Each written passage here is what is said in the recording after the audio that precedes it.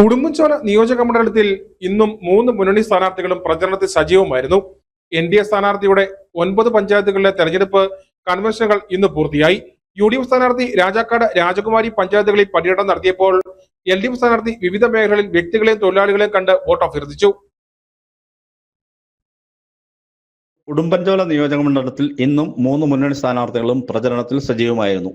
ഉടുമ്പൻചോല നിയോജക മണ്ഡലത്തിലെ UDF സ്ഥാനാർത്ഥി അഡ്വക്കേറ്റ് സേനാവതി വേണു ഇന്ന് രാജാക്കാട് രാജകുമാരി പഞ്ചായത്തുകളിൽ പര്യടനം നടത്തി.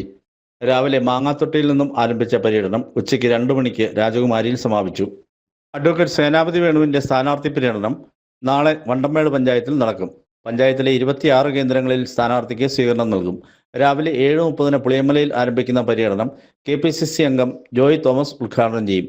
രാത്രി 8 മണിക്ക് ചേറ്റുവഴിയിൽ നടക്കുന്ന സമാപന സമ്മേളനം KPCC general secretary Nisha Purushothaman ഉദ്ഘാടനം ചെയ്യും. LDF സ്ഥാനാർത്ഥി KK ജയചന്ദ്രന് ഇന്ന് പൊതുപര്യടനം ഇല്ലായിരുന്നു.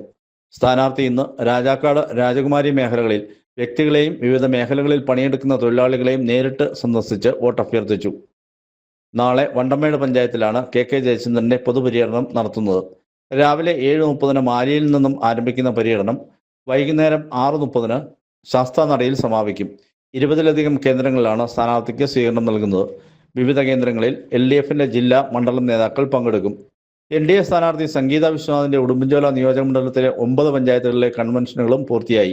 രാജാക്കാട് രാജകുമാരി, സേനാപതി, ശാന്തമ്പാറ, ഉടുമ്പൻചോല, നെടുങ്കണ്ടം, കരുണാപുരം, പാമ്പാടുംപാറ, വണ്ടമേട് പഞ്ചായത്തിലെ കൺവെൻഷനുകളാണ് ഇന്ന് നടന്നത്. നാളെ ഇരട്ടിയാർ പഞ്ചായത്തിന്റെ കൺവെൻഷൻ നടക്കും. സംഗീത വിശ്വനാഥിന്റെ തെരഞ്ഞെടുപ്പ് പ്രചരണത്തിന്റെ ഭാഗമായി 31-ാം തീയതി നെടുങ്കണ്ടത്ത് നടക്കുന്ന റോഡ് ഷോയിൽ തുഷാർ വെള്ളാപ്പള്ളി പങ്കെടുക്കും. റോഡ് ഷോയിലും ഏപ്രിൽ 2 മുതൽ 6 വരെ നടക്കുന്ന സ്ഥാനാർത്ഥിയുടെ വാഹന പ്രചരണത്തിലും നൂറുകണക്കിന് ആളുകളെ പങ്കെടുപ്പിക്കുവാൻ കൺവെൻഷനിൽ തീരുമാനിച്ചു. News bureau, Nedumkandam.